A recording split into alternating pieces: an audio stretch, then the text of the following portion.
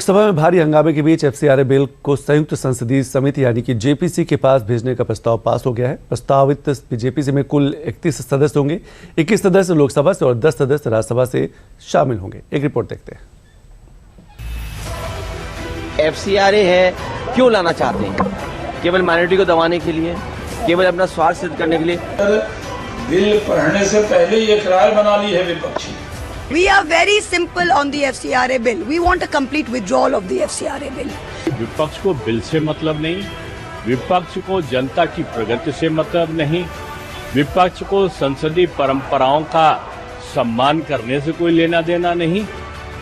संसद के गलियारों में एफसीआरए बिल पर पक्ष विपक्ष में तकरार की जो तस्वीरें इतने दिनों से दिखाई पड़ रही थी, मॉनसून सत्र के समापन के एक दिन पहले यानी बुधवार को तब और बढ़ गई जब लोकसभा से एफसीआरए बिल पास करने की सरकार की कवायद के दौरान विपक्षी सांसदों ने आपत्ति जाहिर की।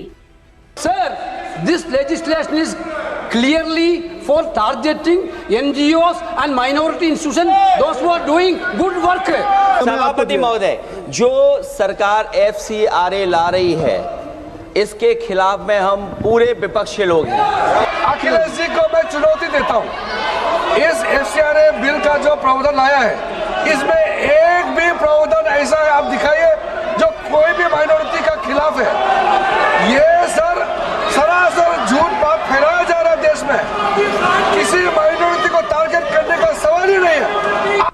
विदेशी अंशदान संशोधन विधेयक 2026 यानी एफसीआरए का मुख्य उद्देश्य भारत में विदेशी फंडिंग के उपयोग में पारदर्शिता लाना, देश की संप्रभुता की रक्षा करना और विदेशी धन से बनी संपत्तियों की सख्त निगरानी करना है। लेकिन संसद में गृह राज्य मंत्री नित्यानंद राय की ओर से बिल पेश किए जाने के बाद हुए विपक्षी हंगामे के चलते इस बिल को जेपीसी के पास भेज दिया गया है।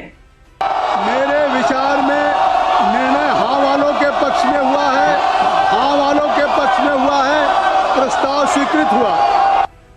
एफसीआरए संशोधन बिल 2026 को संसद की 31 सदस्यीय संयुक्त समिति यानी जेपीसी के पास भेजने का प्रस्ताव पास हो गया है। समिति में लोकसभा के 21 और राज्यसभा के 10 सदस्य होंगे, जो कि संशोधित विधेयक में किए गए प्रावधानों की बारीकी से जांच करेंगे और संसद के आगामी शीतकालीन सत्र के पहले सप्ताह के अंतिम दिन तक अपनी रिपोर्ट सौंपेंगे।